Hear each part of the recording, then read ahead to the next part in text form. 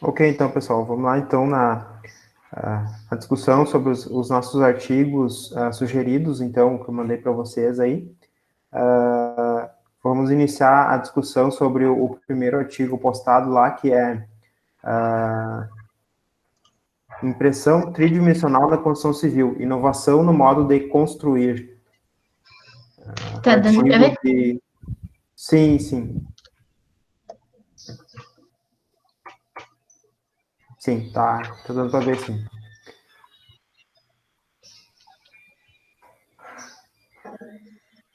Só um pouquinho.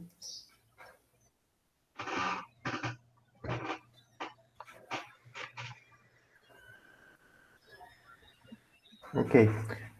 Tu quer começar, então? Não tem nada. Aí pode, assim como tu vai falando alguma coisa, tu pode ir abrindo também para discussão dos colegas aí da turma. Como eu disse, a ideia não é só tu, por exemplo, que montou a apresentação, falar sobre ele, mas sim, a ideia é fazermos uma discussão, né, em função dos artigos. Eu, particularmente, achei os artigos muito, com assuntos muito atuais, digamos assim, interessantes, né, e por isso que é interessante todos nós falarmos sobre.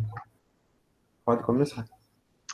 Assim, eu achei, é realmente algo diferente, algo inovador, mas já dando a minha opinião sobre isso, eu não vejo tanto sentido quanto outras coisas inovadoras que estão surgindo. Porque, assim, ao meu ver, a minha opinião, que já tem diversos outros tipos de construção que são sustentáveis, que reduzem tempo, que reduzem gasto, e isso às vezes. E essa ali ele cita como algo que vai ter uma vida útil um pouco menor do que outros tipos de construção, então, às vezes não sei se seria. Para algumas partes, talvez seria interessante, mas não para uma casa como um todo. Por exemplo, ele cita ali de fazer, às vezes, partes da edificação. Aí eu Sim. até vejo que seja algo realmente que possa fazer sentido, mas não vejo muito sentido em fazer uma casa toda com isso. Quem mais?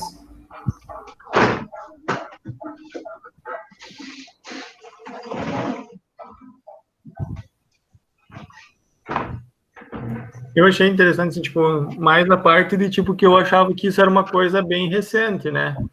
Mas daí, lendo ali, já começou lá em 1980, acho que é, se eu não me Isso. falha a memória Então, tipo, a gente acha que é uma coisa, olha o que está surgindo, mas, na verdade, em outros países isso já está passado quase, sabe? Já estão bem mais avançado, digamos assim. Não passado, mas avançado, né? De certa forma, isso vai ao encontro do que a Tainá defendeu, né? No sentido de que talvez não seja tão implantável assim, porque senão isso já estaria muito mais conhecido e não ter, por exemplo, ali tu vai encontrar as primeiras obras, de fato, grandes obras, né? Em 2016, que foi aquela ponte lá que foi liberada para pessoas, e em 2017 a outra ponte para ciclistas, né? Então, para te ver, algo que iniciou todo o pensamento, elaboração, enfim, em 1980, agora que de fato está dando os primeiros passos. Mas assim, ó, eu vejo que tem potencial sim, Tainá, tem potencial. Só que também, indo ao encontro daquilo que tu concluiu, eu acho que a ideia é iniciar por partes. Não pensar em construir o todo, sabe, com esse sistema, e sim em partes. E aí também ele traz isso de que se faz muitos estudos, então, para ver quais tipos de materiais seriam melhor e opções que sejam realmente sustentáveis. E também ele traz isso de tentar utilizar materiais que são mais presentes na região, que também eu acho que daí é uma forma das pessoas aceitarem um pouco melhor, porque é algo extremamente diferente do que todo mundo está acostumado. E já se tem certa resistência com tantas opções que a gente vê hoje, então isso acho que ia ter ainda mais resistência das pessoas. Na verdade, tem que comprovar que de fato funciona, né? Porque senão, mesmo comprovando que funciona, às vezes tu encontra essa resistência. É o exemplo que a gente percebe no steel frame e wood frame, né? A gente sabe que funciona, sabe que dá certo, sabe que por vezes tem até um desempenho melhor do que a alvenaria convencional, o concreto armado convencional, mas tem a resistência, o preconceito e o desconhecimento do sistema construtivo em si, né? Uhum. Ele até trouxe ali 2 opções de materiais que estavam sendo estudados, só que aí tu mostrar isso aqui para alguém e dizer para ela que isso pode ser melhor do que o tijolo lá que é sempre utilizado é um processo bem difícil. Sim. Tu tem que conseguir comprovar por A mais B que de fato é, né? Pela leitura ali, eu também fiquei bem surpreso no que ele traz ali, e eu acho que a impressão 3D desse formato aí, eu acho que vai funcionar, que vai dar certo. Não tu fazer uma casa inteira, tipo, tivesse imprimindo a casa. Isso eu acho muito futurístico, assim, muito Sim. fora da nossa... Não consigo imaginar. Mas ou fazer os blocos como eles fizeram ali e montar a casa a partir disso, como se fosse um Lego, eu acho isso muito viável, muito possível e muito possível de ocorrer de fato aqui no Brasil, viu? E esse exemplo que ele trouxe aí, eu achei fantástico, no sentido do evento sismático, dos sismos, né, de terremotos, enfim, que mantém a estrutura trabalhável, né? Ela vai poder ter a trepidação, enfim, e não vir a ruir, que é o que acontece com estrutura em concreto, né? Que o concreto, no momento que ele trabalhou, que ele tracionou, ele rompe. E daí a estrutura perde toda a sua resistência, né? E acho que até por essa forma torcida, ele também acaba dando uma Isso. resistência maior. Que tu pode ver que os blocos, eles se encaixam ali, ó. Eles não são... eles não estão totalmente na vertical e nem totalmente na horizontal, e sim eles formam encaixes. No momento que isso trabalha, ele não desencaixa. Ele acaba encaixando ainda mais. E na realidade, só aí tem só um porém que eu não consegui entender como que isso se dá, mas eu acredito que também, analisando agora melhor ali aquele modelo do pilar, eu teria um receio quanto à questão de tração, porque a gente sabe que também tem que ter resistência à tração o pilar, né? Por isso que ele é um concreto armado, por isso que ele tem armadura dentro dele, porque ele tem que resistir à tração. Quando tem um vento, por exemplo, muito forte, a estrutura, ela sofre uma certa tração em alguns pontos. Então, isso tem que ter resistência também. Mas eu acredito que talvez a disposição daqueles blocos ali, talvez tenham essa resistência também, né? Não sei. Isso não tinha no artigo, né? Mas talvez não, provavelmente algum método tenha sido pensado para isso, porque não iam criar alguma coisa que não aguentasse a isso, né? Professora, justamente, eu queria falar que é justamente isso, o artigo, ele tem uma cara bem introdutória do assunto, digamos assim. Isso. Parece que ele abordou uma pesquisa mais simples, mas o estudo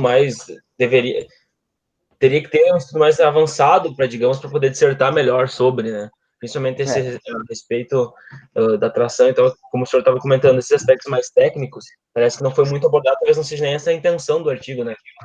Mas ele deu uma opinião introdutória sobre o assunto. Realmente não é, de fato, a ideia do artigo, né? Que é ele falou ali logo na metodologia que era uma pesquisa aplicada e qualitativa, né? Então, a ideia dele foi mais mesmo abordar essa importância, né, dessa atualização aí da metodologia de construção, porém sem pegar dados, por exemplo, analisar resistência, analisar essas questões mais técnicas, né? Aí, na verdade, de certa forma, ele contribuiu para despertar curiosidade, né? Que a gente acaba ficando curioso, acaba refletindo, que nem a gente refletiu agora sobre o pilar, tá? Mas e a questão da tração, como que fica, e, enfim, te gera uma série de coisas que te deixam um pouco com sede de um pouco mais, né? Que faltou um pouco mais ali. Eu pesquisei para ver se tinha alguma coisa aqui no Brasil. Aí eu encontrei uma casa que era 100% feita com essa impressora 3D de concreto. Só que, pelo que eles comentaram, ela custaria R$ 30 um metro quadrado. Seria, eu acho que no Rio Grande do Norte. Então, para algumas coisas, pode ser que seja viável esse tipo de construção, principalmente para casas populares, porque precisa de uma grande demanda, só que com uma rapidez, né? Então, eu acho que algumas coisas se torna viável, mas perde muito na questão de que algumas coisas, por exemplo, que a gente aprende vão deixar de acontecer no futuro, né? Porque várias etapas elas foram supridas, então algumas coisas a gente não vai conseguir colocar depois de forma integral como a gente aprende na faculdade, né? Então, depende até que ponto isso é viável ou não, sabe? Tem muito estudo aí pela frente ainda para viabilizar de fato isso, né?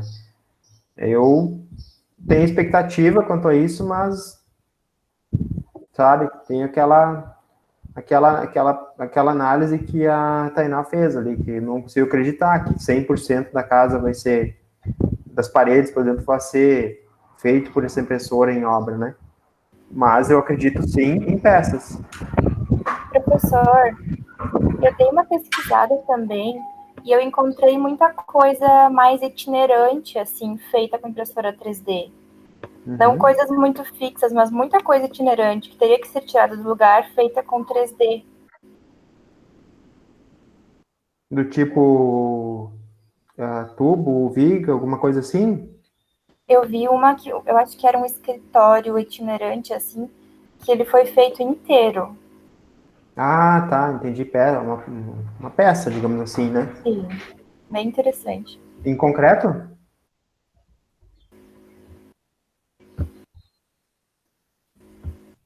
E aí, Joana, era em concreto esse escritório?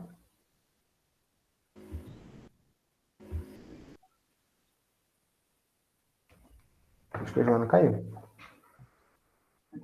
Quando ele falou dessa parte da ponte e ali dessa ponte para os ciclistas, eu logo fui pesquisar porque parecia algo tão fora do que a gente conhece, porque a gente conhece a impressora 3D que imprime um objeto de plástico. Sim, E aí, sim. tu imaginar isso numa escala de algo real que vai imprimir algo em concreto é muito diferente. Sim, sim. Tu sabe, professor, que quando eu li essa parte da ponte, me veio uma que é aqui perto de casa. Eu acho que aqui quem é de Santa Rosa conhece a ponte que dá acesso da Bela Vista a Ouro Verde. Ela até tem o nome da ponte do Timirinho, porque ele é um candidato a vereador aqui em Santa Rosa, e ele fez um projeto da ponte, ele gastou, tipo, foi um orçamento muito alto, e a primeira enchente que teve levou a ponte junto, assim, sabe? O serviço nunca foi feito como deveria, sabe?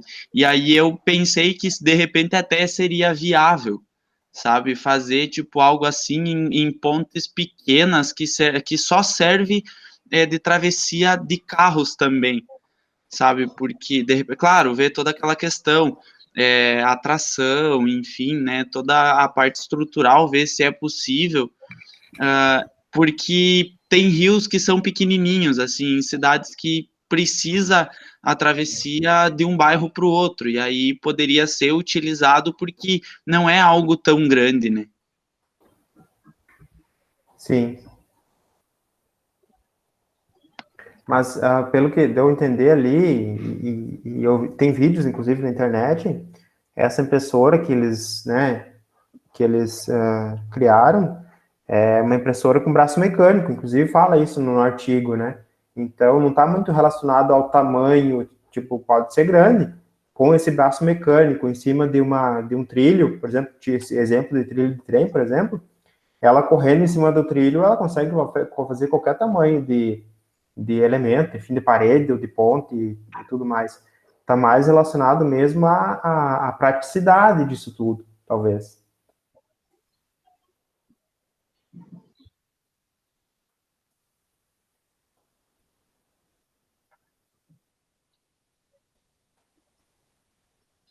Ele também traz isso de que realmente é algo que está segurando um pouco isso, é muito da cultura. E isso a gente vê também em outras opções, como o steel frame, que também as pessoas não querem utilizar porque o que se utiliza aqui é o tijolo e o concreto. Então, isso também vai muito dessa questão.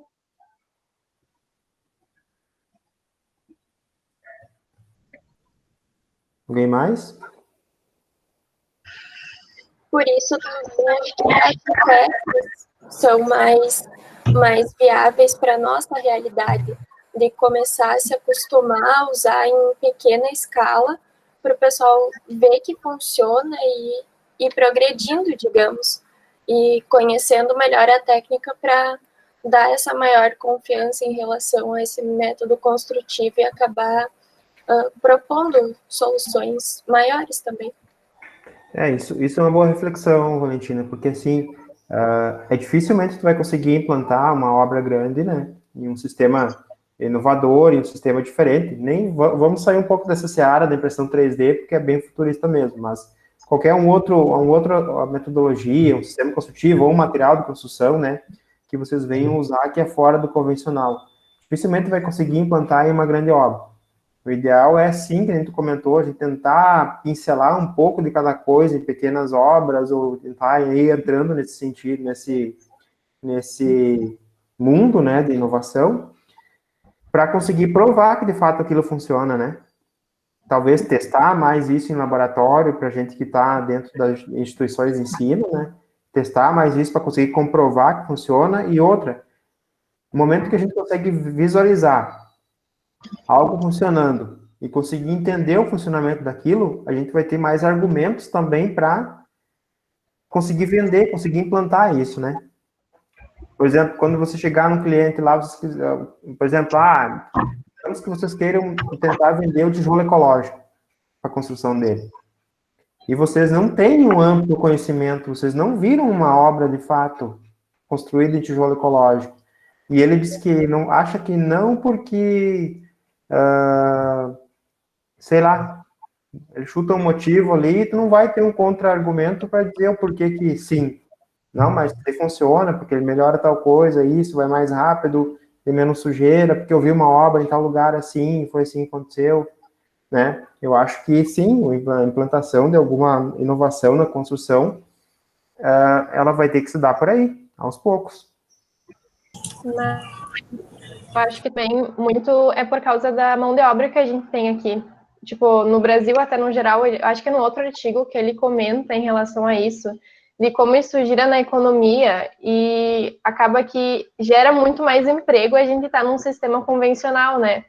E o que isso afetaria? Isso teria que ser um processo bem gradativo para a mão de obra ir se qualificando também. Não, é tipo, resolver um problema vai acarretar em gerar outros problemas, às vezes. É isso mesmo.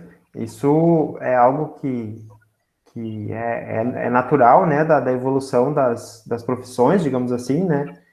Se vocês forem ver, por exemplo, há alguns anos atrás, talvez não muito, vamos citar um exemplo do banco, por exemplo. Tudo que a gente pensasse em fazer tinha que ir no banco, tirar uma senha e ir lá no atendimento para, né?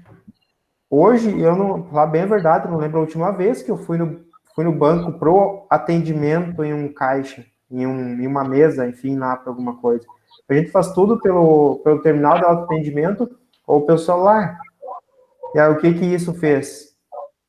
Muitos profissionais que trabalhavam dentro do banco no atendimento perderam seu emprego, né?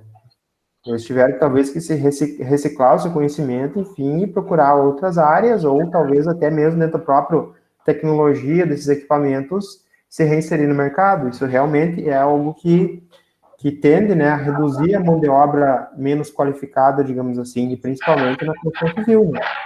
Que a gente tem mão de obra de pessoas que, por vezes, não sabem nem ler e escrever, né? E, no entanto, elas conseguem trabalhar tranquilamente na atual metodologia de construção. E se entrar a parte tecnológica aí, vão ficar para trás, realmente. Assim também, como fala no artigo sobre da entrega da obra. Só que, como o professor falou, como é que a gente vai poder repassar algo que nem a gente consegue acreditar de verdade que isso vai funcionar? Perfeito, isso mesmo. É difícil. Por isso que é melhor, é interessante talvez visitar alguma obra, alguma construção que esteja sendo feita em determinado sistema, ou produto, ou enfim, para conseguir, de fato, vender, implantar isso, né?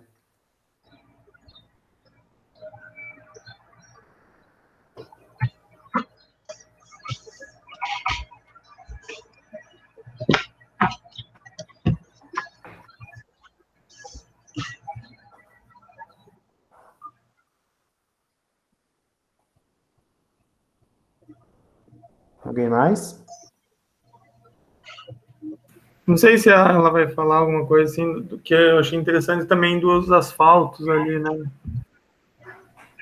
Aquela do asfalto, realmente. E ele consegue fazer remendos, né? Isso. Nas fissuras e tal, tipo, achei bem interessante também, porque se tu for pensar, é de alto tráfego, né? Então, sei lá, é bem complexo essa coisa ainda. É porque o grande problema do asfalto, além da base mal feita, claro, é a questão de quando ele começa a abrir pela fissura, entra a umidade. No momento que entra a umidade da chuva, enfim, passa caminhões, aí sim que estraga totalmente o asfalto, né? No momento que tu desenvolve um sistema, uma metodologia que facilite a vedação dessas fissuras, tu consegue dar uma vida útil maior pro asfalto, né? Sem ter que refazer ele, como é o que acontece hoje em dia, que tu tem que refazer, né? Tu vai abrir buraco e tu vai ter que refazer e encarecer o custo disso, né? O que ele propõe ali é bem interessante mesmo nesse sentido.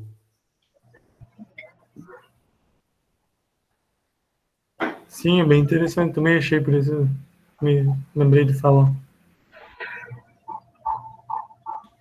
Tainá, mais alguma questão aí sobre os resultados? Era isso que eu tinha. Ok. Tá, agora vamos para o segundo artigo, que na verdade na ordem de inserção lá no SIG é o terceiro, né? Quem que montou a apresentação dele? A inovação na construção civil, impacto sobre materiais, instalações, equipamentos, recursos humanos e métodos construtivos.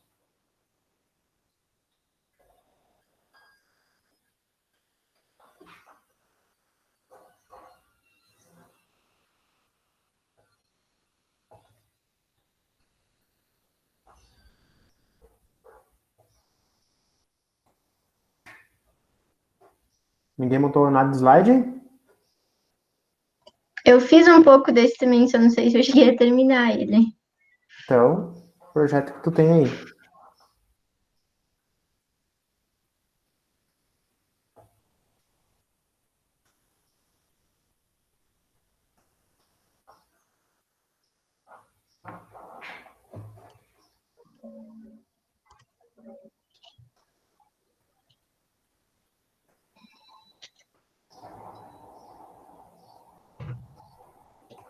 Eu acho que esse artigo trouxe bastante o que a gente já discutiu muito em aula também, de toda essa parte da inovação, a parte da inovação no projeto, na construção. Acho que traz bastante disso mesmo.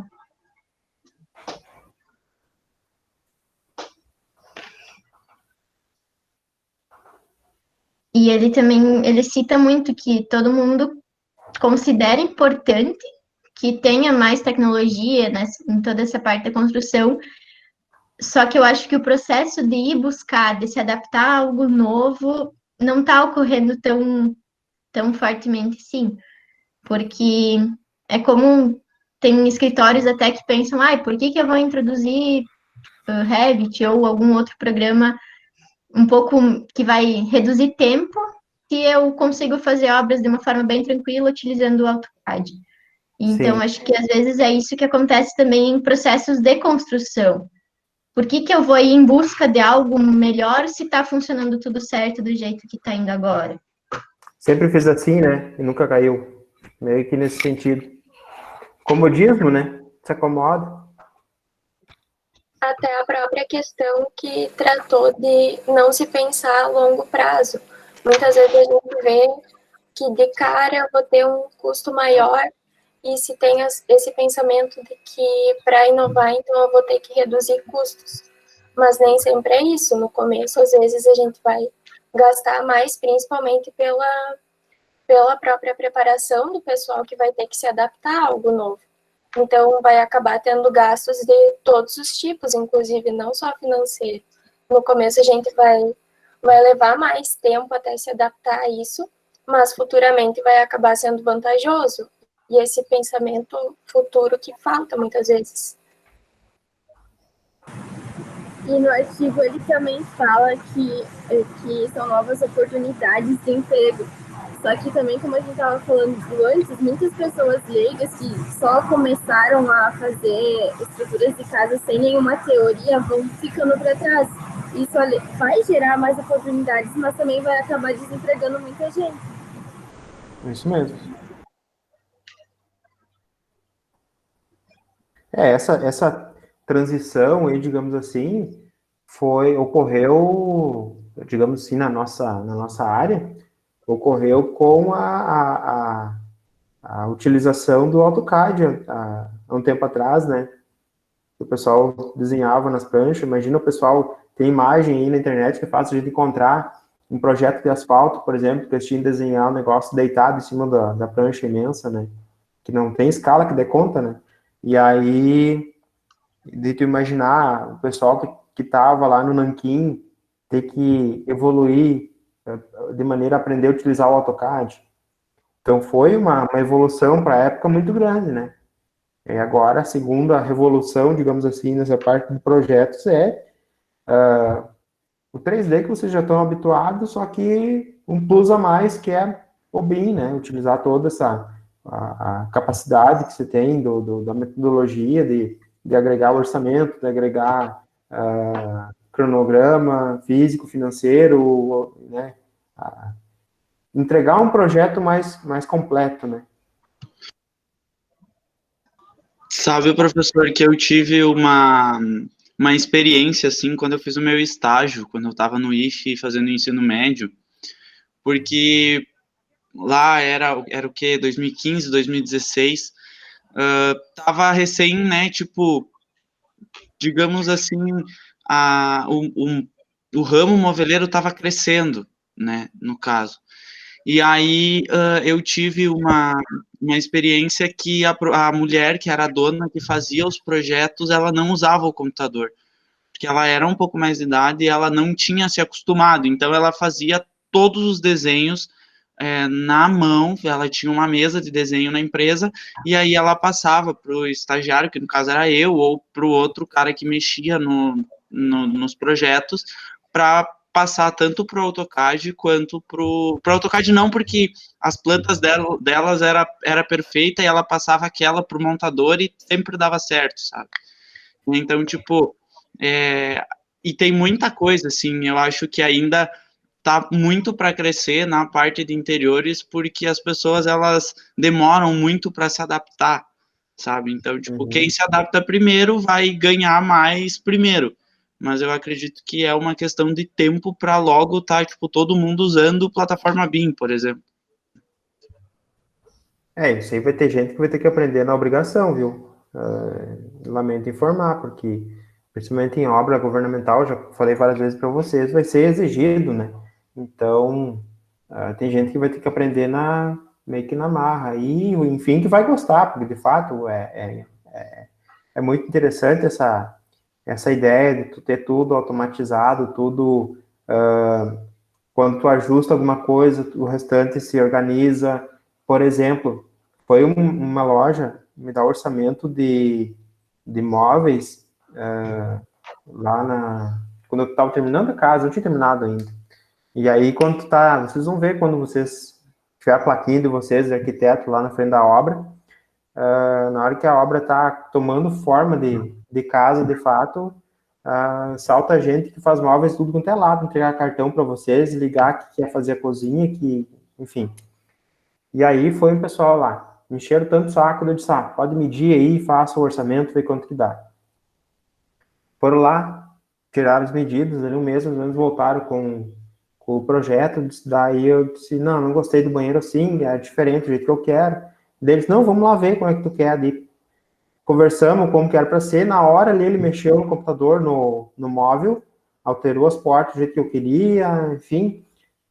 Aí ele olhou na parte do orçamento, assim, já ia automaticamente, já ia ajustando, no momento que ele inseria uma porta no móvel, por exemplo, o orçamento já ajustava, porque aquela porta tinha um valor X, então tudo no software dele já tinha essa história de BIM implantado em função dele poder me dar o orçamento na hora.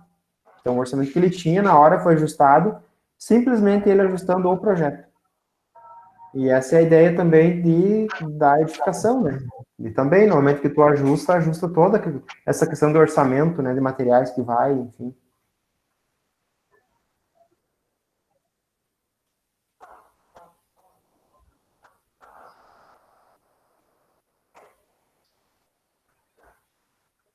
Alguém quer falar sobre essas barreiras que a Tainá trouxe aí? Eu achei bem interessante essa parte também.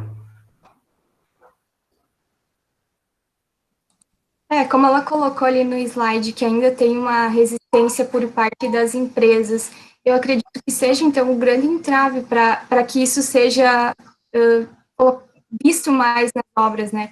Porque no momento que uma empresa tem um produto assim disponível, as pessoas começam a ter curiosidade e começam a pesquisar sobre isso e ver se é possível colocar, por exemplo, na sua casa. Então, eu acho que grande parte acontece por questão da parte das empresas, né? Não ter esses produtos disponíveis. Volta para essa questão da comodidade, que eles ficam cômodos com a situação, porque, se tá bom assim, por que eu vou melhorar ou vou mudar, então? Uma coisa, assim, que eu li ali, mas eu acho que não deve ser muito mas eu tirei uma conclusão, que na resistência por parte dos usuários também estão muito aqueles autônomos, sabe? Eu já vi muito isso em pessoas que colocam piso, por exemplo. Eles têm a técnica deles e eles jamais vão deixar de fazer daquela forma que eles fazem, porque sempre deu certo. Meu avô trabalhou como pedreiro e quando eu acompanhava ele dizia, tipo, eu sempre fiz assim e sempre vai dar certo, então não tenho por que eu fazer diferente, porque pode ser que caia do jeito diferente, do meu jeito não cai, sabe? Então, eu acho que tem uma resistência nessa parte de inovação também. Tem muita tecnologia na parte construtiva que, às vezes, o pedreiro ele não faz porque ele tem medo de não dar certo, e se ele for entregar algo que ele sabe fazer, ele vai ficar mais tranquilo, assim. Mais confiança, né, no que faz. Isso é uma coisa que eu acho que acontece até com a gente mesmo. Quando a gente está aprendendo alguma técnica nova, muitas vezes, se a gente vai começar um projeto, a gente prefere ficar no que já conhece para ter certeza que vai funcionar. Então... seria a troca do AutoCAD por Revit, né? Então dá para entender também esse receio, porque a gente também tem. Sim, exatamente. Mas ainda daquelas barreiras ali, da empresa, por exemplo, que tinha ali, né, da resistência, eu muito concordo com essa opinião, tendo em vista que se a empresa tem essa política de inovação, né, ela vai implantar isso e ela vai se capacitar para isso, né, para entregar isso de fato, para entregar esse produto, né, e com isso ela vai ter que capacitar a mão de obra também, né. Então, se tu entrar em uma empresa que tem essa política de busca de inovação, ela vai capacitar, vai dar oportunidades para vocês para buscar isso. Agora, digamos que tu aprenda, faça curso de Revit, enfim, aprende um negócio ali e vai trabalhar em uma construtora, um escritório que não, nós estamos no AutoCAD, o Revit aqui, a gente não sabe trabalhar, e tu chega lá para tentar trabalhar com o Revit, que tu sabe, que tu aprendeu, por vezes não vai ser aceito, porque as outras pessoas que trabalham no escritório, né, não vão saber mexer naquilo que tu fez. Daí, de certa forma, tu sofre uma restrição, tendo em vista que projeto vai ser exclusivo com ele daí, porque a gente não sabe mexer nesse negócio aí, e não estamos a fim de aprender também. Então, tem isso. A política da empresa influencia muito naquilo que é produzido, né? Professor, só agora mudando um pouco. Semana passada eu estava em Porto Alegre e eu falei com uma menina que trabalha numa empresa lá, uma construtora, e ela disse que já passou por várias construtoras lá de Porto Alegre, as mais grandes que tem, e ela disse que nenhuma ela consegue entrar se não tiver o conhecimento básico, pelo menos, do BIM. Ela disse que lá em Porto Alegre praticamente já é tudo isso. É isso aí. Eu falei que tinha interesse de fazer estágio por lá, e a primeira pergunta que ela me fez foi isso: tu tem conhecimento em BIM? Eu disse, ainda não. E ela disse, então comece a aprender, porque tu vai precisar, ela disse, se tu quiser fazer estágio por aqui. Porque a maioria já usa. Tem que buscar, porque que nem eu já falei, não é nem futuro, tá? É presente. Tá? Só não enxerga quem não quiser ver, porque tá comprovado já. O Rafa, com esse depoimento aí, ainda mais comprova isso, né? Se tu quer sair um pouco do convencional que a gente está vendo por aqui, em cidades menores, tu vai ter que ter essa metodologia de BIM, assim, pelo menos um breve conhecimento, né? E mesmo aqui, se tu quer ter algum diferencial, isso eu já comentei e reforço. Vocês que estão saindo da arquitetos novos, digamos assim, pode ser um potencial diferencial. Com certeza. Porque vocês vão entregar um projeto, um produto muito mais completo do que quem está trabalhando com AutoCAD. Então, pode ser uma alternativa para vocês, porque para conseguir vender projeto aí fora, sendo que vocês vão sair da universidade sem um nome, porque quem está trabalhando, queira ou não, já tem um nome. Então, eu vou lá no fulano porque eu conheço o projeto dele, aquela coisa, né? E aí, não é o ideal, e não é interessante trabalhar com isso, porque, enfim, vocês estudaram e passaram noites de sono pelo menos por 5 anos, para não ter que sair lá fora no mercado e fazer o seu projeto mais barato que os outros para conseguir pegar. Então, isso, além de não ser bacana, ainda não dá lucro para ninguém, né? Então, para vocês poderem diferenciar o nome de vocês, seria essa metodologia de entregar um projeto mais completo, né? Seria uma alternativa, né? E aí, para quem vai para fora, daí é necessidade extrema. Para quem vai para Porto Alegre, Floripa, São Paulo, enfim, quem deseja ir embora, BIM, digamos assim, está quase mais importante do que a graduação em si. Tá? Porque aí tu pega a parte de gestão de obra. Gestão de obra, por exemplo, eu conheço profissionais que foram dar palestras, enfim, quando tempo que eu estudava, que faziam gestão de obras de edificações, e aí, claro, obras grandes, não vou dizer de uma casa, ninguém contrata alguém para fazer a gestão da obra, né? A gestão da construção em si. Ele cobrar, o preço gira de 1 a 2% do valor da obra. Imaginem quanto que uma pessoa dessas ganha para construir um edifício, por exemplo. Só envolvendo a parte de gestão de obra. A parte de gestão de obra, hoje em dia, se não tem BIM, não se fala, né? Então, é um nicho de mercado muito grande, sim.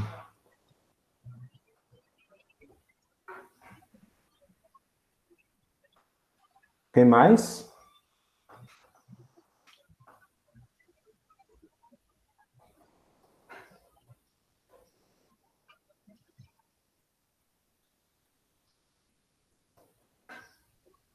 Ali ele traz justamente essa coisa de que no Brasil e em diversos países, também em diversos locais, se tem uma forma bem clássica e antiga de construir, que é aquela coisa do tijolo, do concreto, da telha cerâmica, toda essa parte que ainda é muito cultural daqui.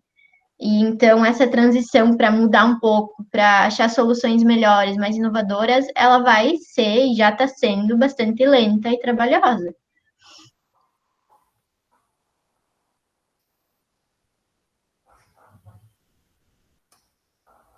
Alguém mais?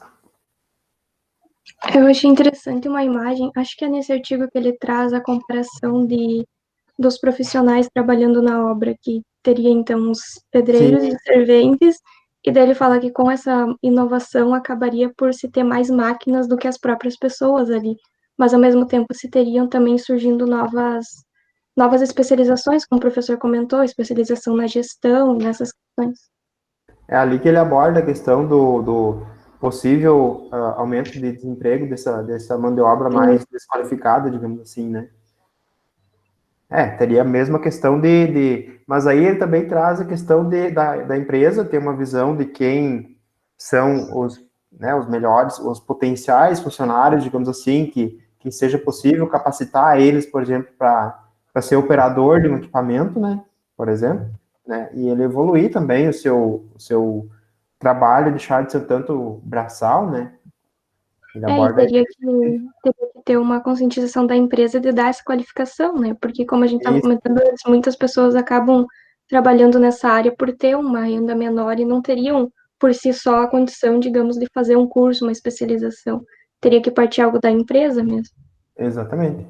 É o treinamento, né? Aquilo, naquele sentido que ele estava falando antes ali. Se a empresa tem essa política de buscar a inovação, ela pode se capacitar e capacitar os seus funcionários, né? E o mercado também vai evoluir nesse sentido. O mercado entra também muito no bom senso da empresa, né? Porque acaba sendo muito mais fácil para eles demitirem essa mão de obra mais convencional e contratar o pessoal novo, o recém-formado, que já está saindo com esse conhecimento de fábrica, né? Então não vai ter todo esse custo, esse investimento para treinar uma nova mão de obra para trabalhar com um novo sistema, né? Então é uma questão assim bem complicada aqui. Talvez seja meio utópico pensar que quando a gente assim, tiver uma grande mudança de sistemas, as empresas vão levar seus funcionários juntos, né? Talvez seja difícil disso acontecer. Sim. Aí, e provavelmente o que vai acontecer é de vir descendo, digamos assim, a escala de mão de obra. O que eu quero dizer com isso? Que esses pedreiros, enfim, que trabalham em empresas maiores, vai acabar, os que não conseguirem, né, se adaptar a essa nova tecnologia aí, vão acabar trabalhando em pequenas obras. E pequenas obras vai demorar muito mais para se ter, né, essa atualização de leitura de projeto, atualização de gestão de obra e tudo mais, né. Mas, obviamente, quem está lá embaixo hoje, em pequenas obras, esse sim, pode ser que venham a sofrer mais esse impacto, né? E essa parte, assim, de trabalhar em obra acaba sendo algo fácil para as pessoas conseguirem emprego nisso. Então, sim. sempre vai existir muitas pessoas trabalhando nisso, porque por mais que cada vez mais as pessoas conseguem fazer um curso, se profissionalizar, ainda tem muitas pessoas que não têm acesso a isso e vão acabar indo para esses empregos que demandam menos estudo e tudo mais. Então, isso vai existir sempre muitas pessoas nessa área. Na verdade, se tu for ver isso para nós, responsáveis, digamos assim, por obras, vocês, arquitetos aí, quando estiver saindo para o mercado, isso seria bom, no sentido de que vocês vão ter que pegar profissionais mais capacitados, mais preparados para isso. O grande problema de pegar gente despreparada e descapacitada hoje em dia é o resultado. E quem que é responsável pelo resultado? Vocês. Aí sai aquela história, mas eu contratei a Tainá para fazer o projeto para mim, executar a obra, mas, no entanto, ela, quando aparece na obra, uma vez por semana. Mas, teoricamente, tu confia na tua equipe de trabalho, tu sabe o que eles estão fazendo, porque senão tu seria o pedreiro, né? Se é para estar todo dia na obra, não faz sentido. E aí, só que para isso tu tem que conhecer tua mão de obra, né? E ainda assim, tu pode conhecer ao máximo. Se der algo errado, a culpa é sempre do responsável. Com certeza, com certeza. Mas no momento que tu consegue afunilar isso, reduzir essa possibilidade de erro, o teu nome vai junto, né? O teu nome vai junto com isso. Eu sei de uma ex-colega do trabalho, enfim, que construiu uma casa com uma determinada arquiteta lá de Erechim. A casa ficou horrível. Tipo, pelo que ela fala da casa, assim, toda fora do esquadro, o cara botou a porta do banheiro no lugar errado, tipo, a porta do banheiro ficou no meio da parede, a porta não abre bem porque bate no vaso. Tipo, aquelas coisas assim que tu não consegue imaginar que seja verdade, sabe? O vão embaixo da escada ficou muito baixo, tipo, ela não é alta e passa bem pertinho da parte de baixo da escada da casa. Então, são coisas assim que não dá para imaginar acontecendo. E aí tu vai ver até que ponto o responsável tem culpa de fato. Talvez ele tem culpa de não ter acompanhado mais de perto tudo isso. Mas e aí vem aquela outra questão. Tu cobra um valor para acompanhamento de obra, né? E será que se tu botar o valor de fato que tu teria que cobrar para ir pelo menos 2 vezes por semana em uma obra, tu vai conseguir vender o teu acompanhamento da execução? E por outro lado, não acompanhar a execução. Tu entende que vocês vão estar ficando numa sinuca de bico ali que continua sendo a culpa de vocês, né? A responsabilidade geral de vocês. Então, tem que ter um cuidado e conseguir capacitar essa mão de obra, né? Na verdade, a gente tinha aqui, eu tinha submetido e foi aprovado um projeto de extensão aqui no IFE de curso de azulejista, assentador e especificador para vendedor, né, de cerâmica.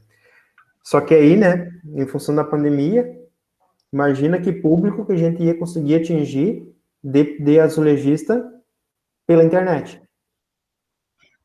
Não ia conseguir montar nem um quarto de turma, né? Que talvez boa parte deles não sabem mexer com computador e coisa. Aí foi suspenso. Mas está aprovado o projeto de extensão. Esse ano que vem voltar aí minimamente ao normal essa questão de aulas. Aí a gente vai fazer isso. Porque as pessoas vão ter um treinamento, a gente vai tentar explicar o porquê que não se deve fazer determinadas coisas no assentamento, o porquê que é melhor fazer assim, porquê que é melhor fazer assado, o que pode gerar, né, futuramente uma colocação errada, né, e certificar essas pessoas. E aí vocês, quando estão no mercado de trabalho, vocês já vão ter um parâmetro. Não, mas o Rodrigo fez curso de azulejista, talvez ele tenha um conhecimento maior sobre a área e tu pode tentar ver como que é o trabalho dele. Nada garante que o cara que vai sair dali vai implantar aquilo que foi feito também, né? Vamos ser realistas e não acreditar piamente que ele vai aceitar tudo que a gente fala. Porque muitos a gente sabe que saem dali e falam, o cara ficou 10 anos dentro dentro de uma sala de aula lá e acha que sabe tudo sobre tal coisa. E aí não implantam, né? Então, por isso que eu digo, é importante conhecer o trabalho da pessoa e saber se a pessoa tenta se atualizar. E nessa parte de acompanhamento, os escritórios, eles, cobram um valor para acompanhar ou não a obra. Só que aí, se tu para imaginar o teu projeto sendo feito sem tu acompanhar nada disso, sem... Né, parece... É muito complicado isso. Só que, às vezes, tem pessoas que também não vão querer pagar para tu ir mais vezes lá. Tem isso, exatamente isso que eu falei. E realmente... Elas vão chamar igual. Elas não vão te contratar pela execução, mas vão te chamar lá para te explicar o projeto como se fosse, conferir a execução. Exatamente. Então, é uma situação, assim, que tu fica em uma divisa difícil de te localizar, né?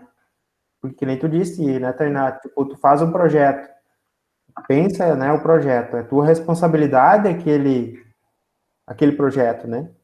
A estética daquele projeto. Além da questão da qualidade, né, da execução. Mas a estética do projeto. E aí tu faz um negócio lá que é para ser um, eu não gosto de usar esse termo, parece ser um beija-flor, quando vai ver no final lá a obra foi um urubu, né? Porque fazem tudo atravessado. Isso é comum, né? Infelizmente é comum de ver. As pessoas ainda não sabem ler projeto, né? De como que vão executar sem a tua intervenção. Só que aí, nesse caso, por exemplo, tu, sei lá, contrataram uma equipe, tu não foi pago para acompanhar a obra, mas aí acontece algo de errado, tu ainda vai ser responsabilizado? Sim. Que a responsabilidade técnica é de quem? Tem que ter um responsável técnico. Desde que a empresa não assine a RT de execução, né? Mas tem que ter uma RT de execução. Pois é, desde que não for, se a empresa assinar, ela que é responsável, né? Agora, se tu assinar, daí tu tá responsável pela execução. Digamos que tu foi responsável pelo projeto, tua RT é de projeto. Aí a empresa que vai executar uma obra, tu não recomendou alguém, e o proprietário foi lá e pegou uma empresa X que tem um responsável técnico, tem um engenheiro, um arquiteto lá que trabalha com execução. Aí a responsabilidade vai sair uma RRT dele, ou uma RT, e aí sim, aí tu tá livre, né? Dessa responsabilidade. Mas não existe a obra ser executada sem ter um responsável técnico. Principalmente. Sim, é um grande problema, pelo menos aqui na Prefeitura de Santa Rosa, professor, a gente sofre bastante com isso lá pelo escritório. Tipo, tem, que nem nós estávamos fazendo esses dias 2 casas, mas o proprietário ainda não tinha contratado, não sabia certo qual seria a empresa que ia executar, né? E aí a prefeitura não aprovava os projetos lá porque ela precisava da RRT de execução. E aí, se o cliente não tem ainda, sabe? Então é bem complicado. Não, mas nesse sentido até que, porque assim, ó, a não ser que tu tenha, de fato, uma fiscalização muito precisa da CAL ou do CREA, nesse sentido, porque senão não tem como a prefeitura aprovar mesmo sem ter um responsável pela execução, porque senão aprova, tá, a obra está aprovada para executar. E aí tu vai do início ao fim sem ter um responsável técnico pela execução, só pelo projeto. Então, por isso que eles acabam cobrando antes isso, porque daí, não, sem o responsável técnico de execução, tu nem inicia a obra.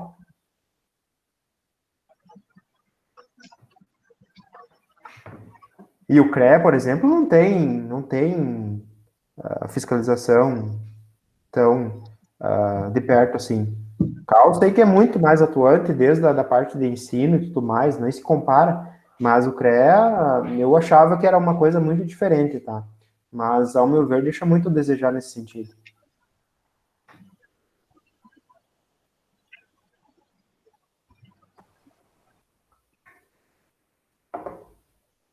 Alguém mais?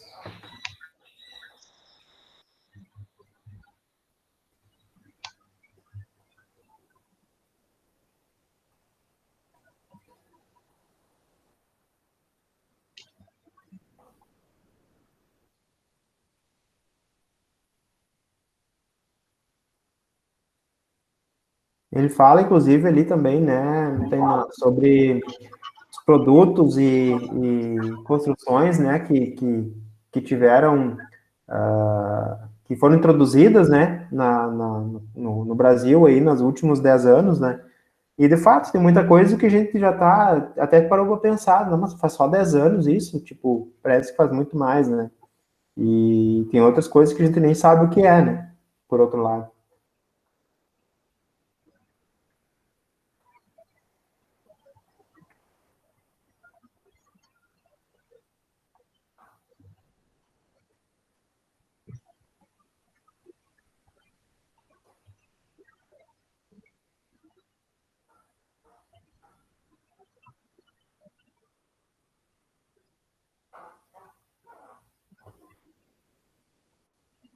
Tu tem mais alguma coisa aí, Tainá, ou tem o que é o próximo slide? Não, seria isso só. Tá. E das conclusões que vocês tiraram sobre a leitura do artigo? Os outros que não participaram até agora não leram?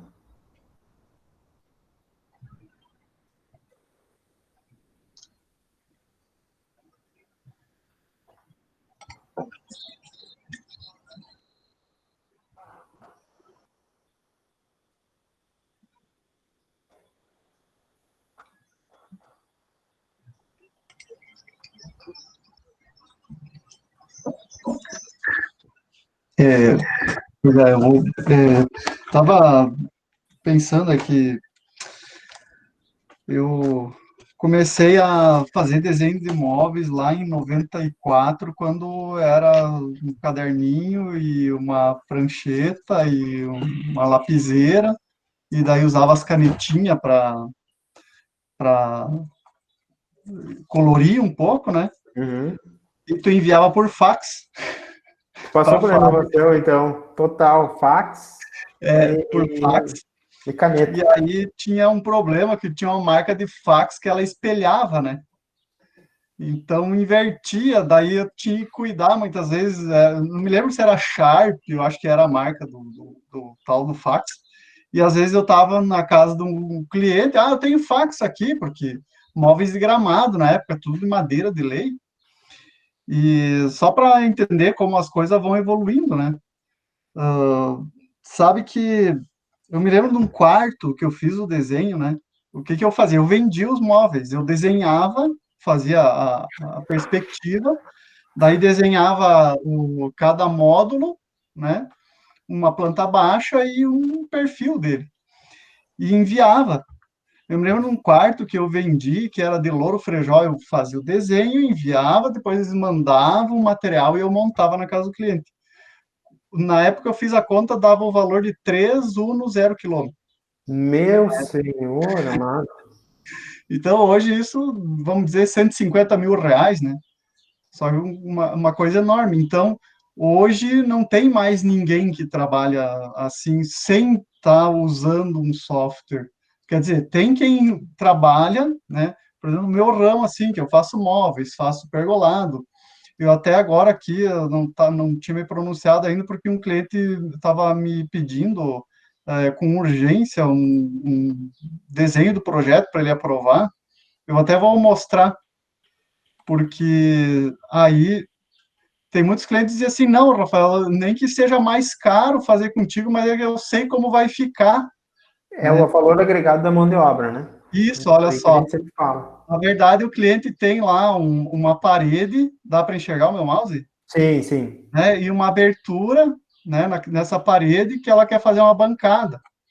Aí eu fiz o desenho no Sketch, e daí que eu vou fazer já a instalação elétrica para ela, deixar os 3 pontinhos de luz, aqui eu ainda tenho que colocar a chavezinha de luz, né, e aí eu vou mandar para ela. Tipo, isso é um diferencial total. Claro que tem as empresas aí que trabalham com móveis, MDF, tudo, tu precisa trabalhar com um software, porque senão tu não consegue fazer o total aproveitamento de cada chapa. Só que eu trabalho com madeira. Eu trabalho só com madeira, né? Eu nem precisava, porque eu vou lá na madeireira, eu quero 1,5 m, a madeira de 1,5 m e me manda de 1,5 m. Né? Então, são pedaços menores, você acaba fazendo o aproveitamento igual, né, da madeira. E a questão do BIM, né? O BIM agora está começando, e quando o professor falou assim, o tempo que estavam debruçados nas pranchas, né, para mudar para o AutoCAD já foi difícil. Só que podem esperar que o BIM é só uma gota nesse oceano. Sim, sim. E a evolução vai ser constante, dependendo do ramo, porque a arquitetura ela é muito ampla, né? Muito amplo. Tu dizer assim, agora eu vou trabalhar só então com BIM, ficar só no BIM, que daqui 20 anos tu vai estar defasado igual, né? Então tu tem que estar tu vai trabalhar só atualização, né? A linha de informática, daí tu vai ter que sempre estar te atualizando. Que nem a gente pensa, tem muito cliente que eu pego, eu quero um móvel dentro do banheiro, né? Mas daí eles querem invernizado. E aí fica o cheiro do verniz por muito tempo. E agora tem os verniz à base de água. Só que aí, para tu convencer o cliente de que o verniz à base de água ele tem a mesma ou mais resistência que um verniz sintético, né? Tu tem que ter o conhecimento. Isso, né? É o que eu sempre digo, no momento que tu tem conhecimento, tu vai conseguir argumento para discutir que tal coisa é melhor que outra para conseguir vender. Senão tu vai ser convencido de que não, né? Com certeza. E eu tenho já meus preços tabelados, né? Eu tenho preço por hora, preço por dia, preço por empreitada. Eu peguei um trabalho grande em Porto Mauá, que eu vou fazer 85 metros quadrados de deck. Aí eu fiz todo o projeto no AutoCAD, depois fiz no Sketch, fiz uma renderização com Twinmotion, e daí o cliente assim, Rafael, não tem nem como te dizer não, sabe? Não tem nem como dizer não, como é que eu vou dizer não para tudo isso aí que tu fez para mim, tu não pode fazer de graça. E fechei, né? O valor que eu dei para ele nem titubeou, só simplesmente disse, só me diz quando deposito a entrada, me passa a conta. E agora, nesse final de semana, esse é um trabalho que eu vou começar. Né? Então, isso é interessante, do agregar valor à mão de obra. Isso Não adianta tu baixar a cabeça e só trabalhar, só trabalhar, só trabalhar. Tem que abrir a cabeça para pensar, né? E daí, assim, eu vejo assim, eu agora estou com 40 anos, né? Eu agora estou no terceiro semestre, quarto semestre de arquitetura, só que eu tenho uma visão da questão, assim, arquitetura. O que é arquitetura? Além de ser muito amplo, né? Tu não pode ser mais do mesmo. A maioria que tu enxerga dos arquitetos, eles querem ficar lá no escritório fazendo projeto e fazer visita na obra. Mas a prática, ela traz muito mais riqueza para a tua formação do que, às vezes, um estudo que tu faz, né, um artigo, digamos assim. Né, porque tu realmente está vendo como funciona. Eu descobri outra coisa, assim, um nicho de mercado, que eu estou trabalhando bastante com isso, que é manutenção de aberturas. Tá? Parece bobagem, mas quem não tem em casa uma porta enferrada, uma fechadura que está com problema... Tem muito. E daí, assim, o pessoal começou a me conhecer e eu não cobro barato para fazer, sabe? Trocar puxador, as pessoas não conhecem, não entendem, e o arquiteto, ele tem que... Bom, vamos dizer assim, que depois eu vou estar especializado em abertura. Né? Eu sei qual é o tamanho do furo que tem que ter para uma fechadura, eu sei qual é a distância que uma dobradiça tem que ficar da porta, quanto tem que ter a boneca para a coisa ficar funcionando bem. Então, eu digo assim, eu falo como um conselho para os colegas, né? A gente não tem geral. Não tem dizer assim, eu sei, eu faço arquitetura. Bom, depende. Daqui a pouco tu vai se sentir apertado numa situação que é muito mais simples do que tu imaginava, né? E o principal é estar aberto a aprender, né?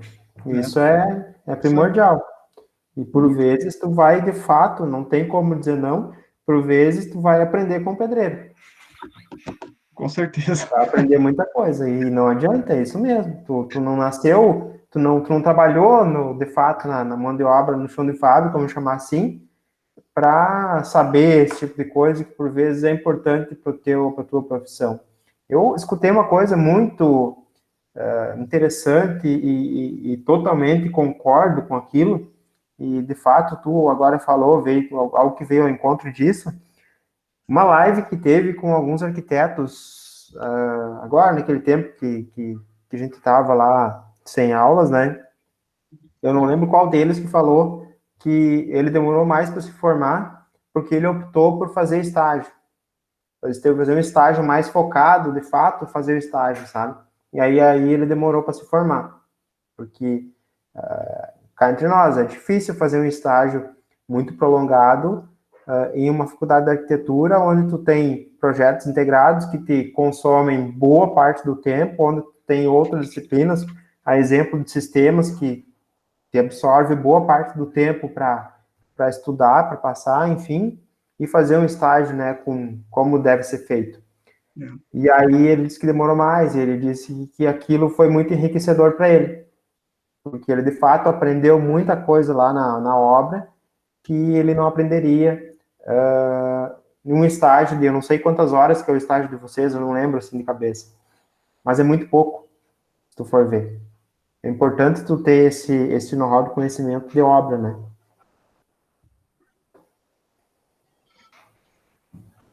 Mas interessante, Rafael, essa tua...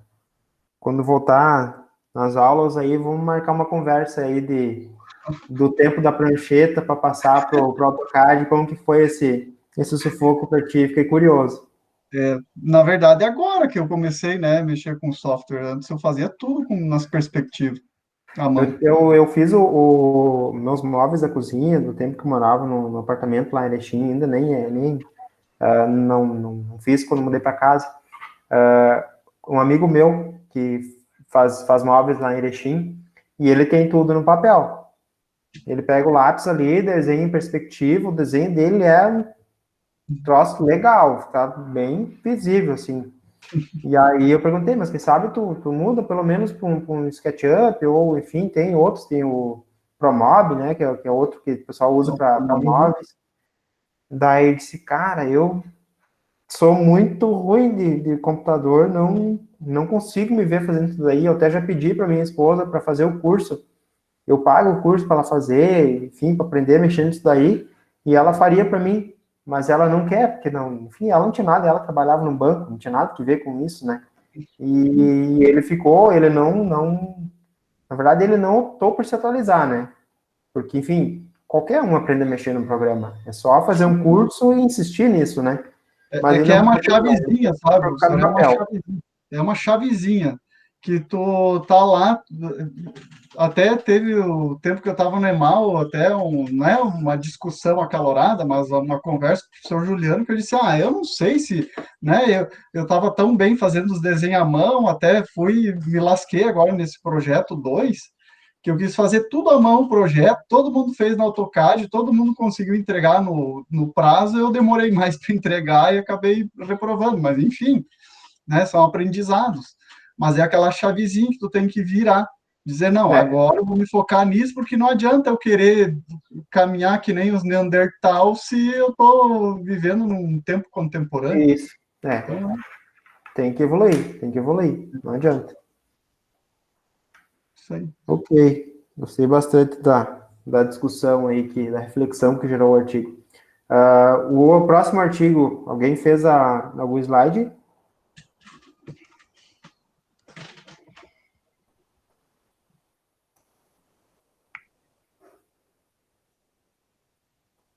Tainá? Esse eu não consegui terminar de ler, daí eu não fiz nada, não anotei. Ok. Dos que leram aí, o que tem para trazer para nós?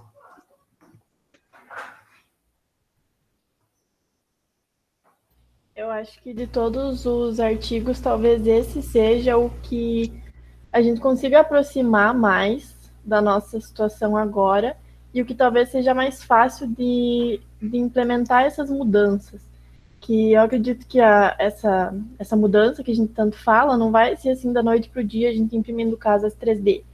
Vai ser uma coisa gradativa, a gente começando a utilizar um material aqui, uma técnica ali, uma coisa que dê tempo de todos acompanharem e que seja mais fácil de ter essa evolução. Ali nesse artigo que ele traz sobre os vidros eletrocrômios, né? Eu acredito que seja um bom exemplo de como a gente pode, sim, começar a ter decisões mais sustentáveis nos projetos, ter uma preocupação maior com o conforto ambiental, térmico, e de uma forma assim que não vai ser uma grande revolução. É como o artigo fala, né? Um material, é um vidro diferente que a gente vai utilizar nas mesmas situações, nos mesmos locais, e que vai ter um impacto, assim, uma mudança muito grande na qualidade da edificação, né?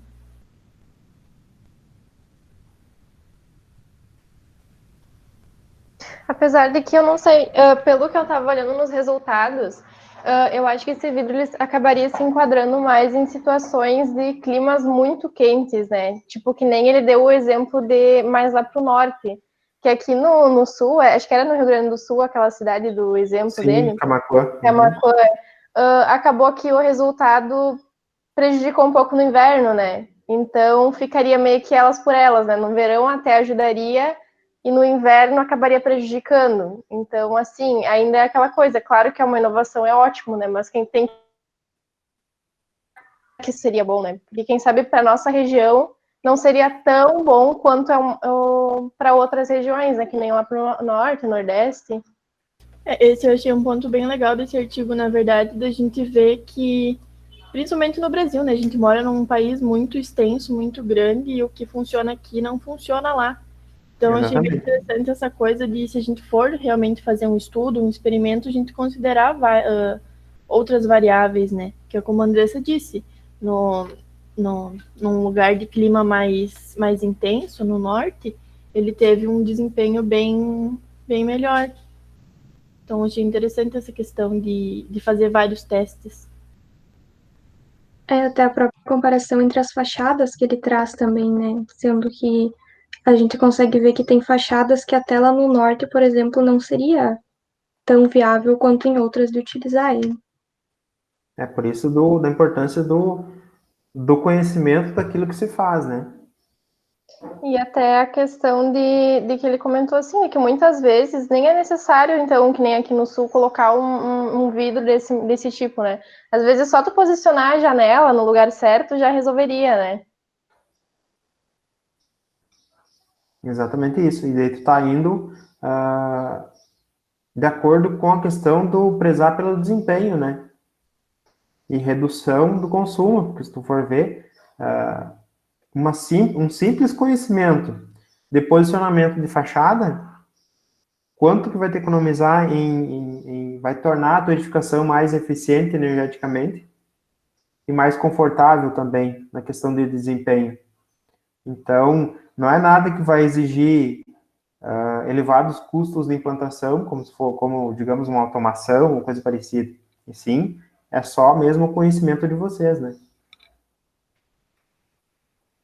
Eu acho que, querendo ou não, no final das contas, não importa o material que a gente usa, o método que a gente usa, o que vai diferenciar é realmente um bom projeto, né? A gente considerar todas as condicionantes, a gente entender o terreno, a gente entender a orientação solar. Não vai importar muito como a gente vai fazer, com o que a gente vai fazer, e sim como a gente se baseou para desenvolver esse projeto, né? Projetando ele da melhor forma possível. Isso mesmo. Esse esse entendimento que tu trouxe agora é a essência do artigo. É a essência do artigo, porque ele tá trazendo que a influência direta de um bom arquiteto, né? Eu concordo completamente com o que a Natália falou agora, porque uma coisa que eu vejo muito na minha vivência de vida é que, por exemplo, antes eu tenho os meus pais separados. Antes deles se separarem, eu morava na casa onde meu pai mora hoje. E aquela casa, ela é incrivelmente desconfortável termicamente. Por exemplo, no inverno ela é muito fria e no verão ela é muito quente. É algo fora do normal, assim, insuportável. E aí, quando eu morava lá, até antes de entrar na faculdade, de querer fazer arquitetura, eu pensava, cara, por que a gente passa tanto frio se lá nos Estados Unidos, por exemplo, ou na Europa, as casas, o pessoal anda só com uma camisetinha dentro de casa no inverno ou coisa assim, né? E aí, depois que eles se separaram, eu me mudei para uma casa que a gente construiu, depois reformou toda ela, e aqui o conforto térmico é 10 vezes melhor do que lá, sabe? E é uma casa na mesma cidade, com o mesmo clima, então é só uma questão de tu estudar bem e ver a forma correta de executar o projeto, né? Que levando em consideração todas esses problemas climáticos que a gente tem na cidade, por exemplo, né?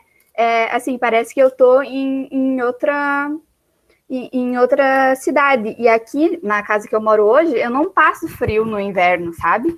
Tanto que eu falei que esse foi o melhor inverno da minha vida, porque de quarentena eu só fiquei em casa e para mim foi super tranquilo, sabe?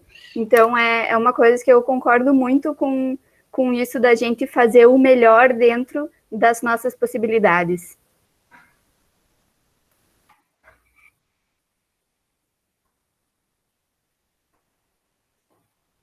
E o legal disso é que não muda o custo, digamos assim, né?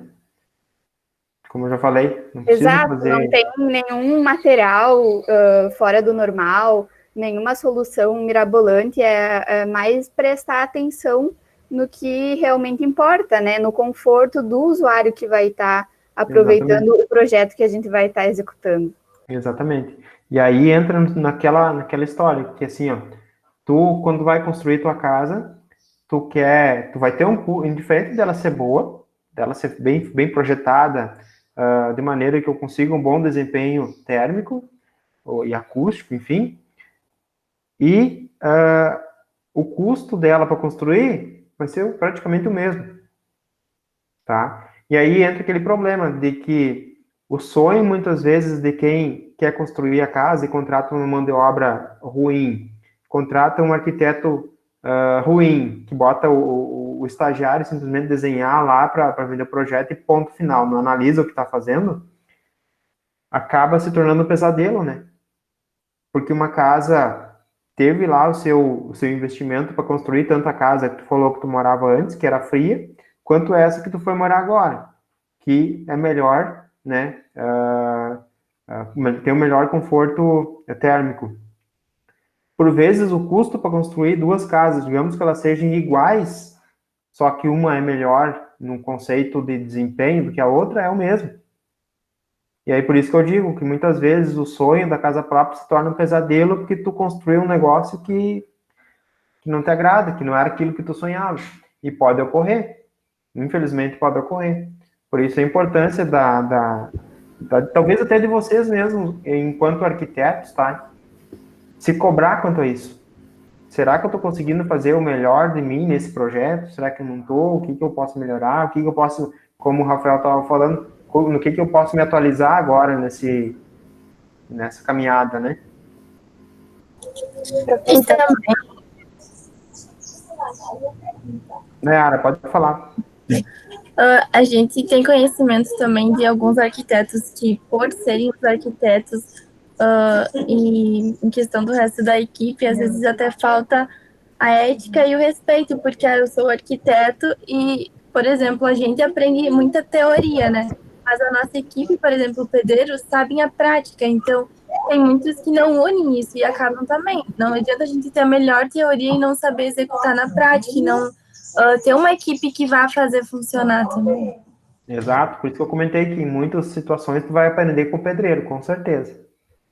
Só que tu tem que, olha a importância da teoria, tu tem que escutar o pedreiro e ver se aquilo que ele está falando faz sentido analisando com a teoria. Se não faz sentido, pode ser uma coisa perigosa, no sentido, por exemplo, do assentamento de uma cerâmica. Tá, mas eu aprendi lá na teoria que o assentamento tem que ser assim, assim, assado, porque pode gerar tal e tal problema. E aí ele está dizendo que assim é melhor, vamos parar e vamos analisar o que isso pode influenciar ou não. Mas, por isso, a importância dos dois, tá? Dos dois lados da moeda. Tá? É importante. Joana, tu queria falar? Sim. É engraçado, né, que a gente vê que está cada vez mais importante, a gente está cada vez prestando mais atenção em conforto térmico, acústico e tudo mais. Eu moro numa casa que, eu não sei, ela deve ter uns 50 anos já, era dos meus avós. O projeto inicial dela era incrível, era impecável na questão de insolação, de tudo. Meus pais chamaram um arquiteto de Santa Rosa para reformar ela e para aumentar ainda mais a casa. Era uma casa bem grande, ela está bem maior agora. O arquiteto destruiu a casa. Não acredito. Destruiu. Tem um quarto aqui, o meu quarto, tem uma porta-janela enorme, solzão oeste, torra tudo. Então, muitas vezes a gente percebe, né? Ali fizeram 3D e tudo mais, né? Ficou bonito. Meu pai e a mãe, né? Nem entendem nada disso. Faz bastante tempo agora que foi feito. Sim. Acharam o máximo, e do que adiantou? Aquela vez foi feito lá no papel, foi feito tudo à mão, mas a casa funcionava, a questão térmica funcionava, e agora teve o 3D, mas não teve o resto. Então também muitas vezes não adianta nada, né? Às vezes tu foca muito no estético, né? Muito na beleza, não, o negócio ficou muito bonito. Só que acaba deixando essas questões de lado, né? Totalmente. E sabe que, por vezes... Não, na arquitetura isso é muito cobrado de vocês também, né? Mas na engenharia, e eu digo na engenharia porque os engenheiros também projetam, né? Isso não é falado. Então, se a gente não buscar fora esse conhecimento, os engenheiros saem de dentro de uma faculdade não tendo leves pinceladas sobre essa questão de insolação e essas questões. Então, E aí, por isso que existem profissionais e profissionais, né? Tu tem que buscar o conhecimento para isso, né? Mas vocês é bastante abordado isso no curso, né? Essa questão da posição solar, e isso é muito, muito abordado no curso. E tem que tomar cuidado, é algo que vai diferenciar vocês, pode ter certeza. Talvez não no primeiro momento. E assim, ó, influencia mais um projeto mal executado do que 10 projetos bem executados. Tu vai executar 10 casas que o desempenho térmico dela vai ficar maravilhoso. O que os proprietários vão dizer? Não, gostei da casa, a casa ficou muito boa, muito bem construída, ficou legal.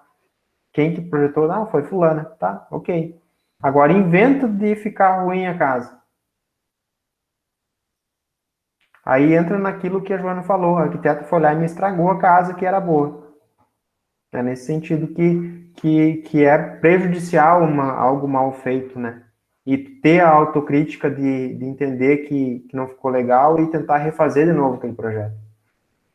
Isso é interessante, e entra também e aí agora aqui que engloba todos os artigos, entra também na atualização de produto.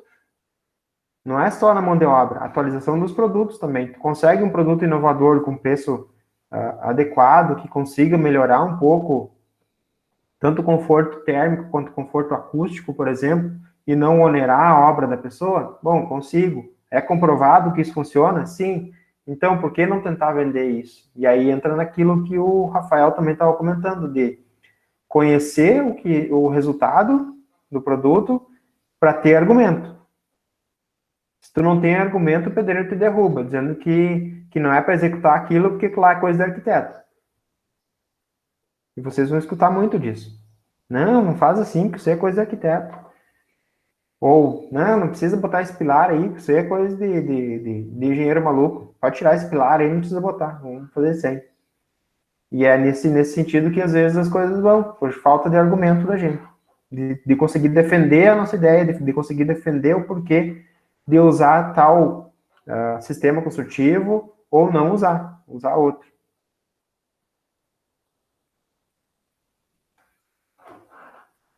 Mais alguém? Eu confesso que eu achei que vocês não iam gostar desse último artigo aí, tá? Na verdade, do segundo. Porque ele começa ali, principalmente na parte de metodologia, né? De métodos. Ele começa muito teórico, né?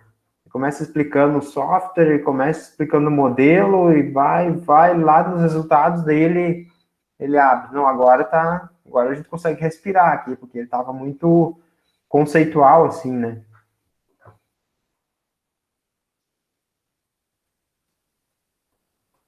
E também a gente não precisa se concentrar assim, em entender 100% como a física e a física funcionam e como eles vão, né, acontecer. A gente precisa entender a aplicação na prática, na construção. Isso mesmo. E conseguir, que nem o professor falou, defender o uso, se for necessário, e saber basear as nossas decisões, né?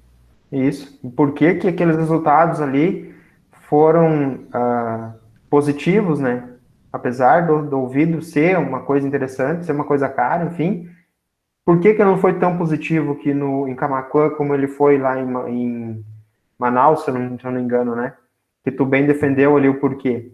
E aí é isso. É tirar suas conclusões, né, em cima daquilo que tem de bagagem já de conhecimento, né? Ok, pessoal?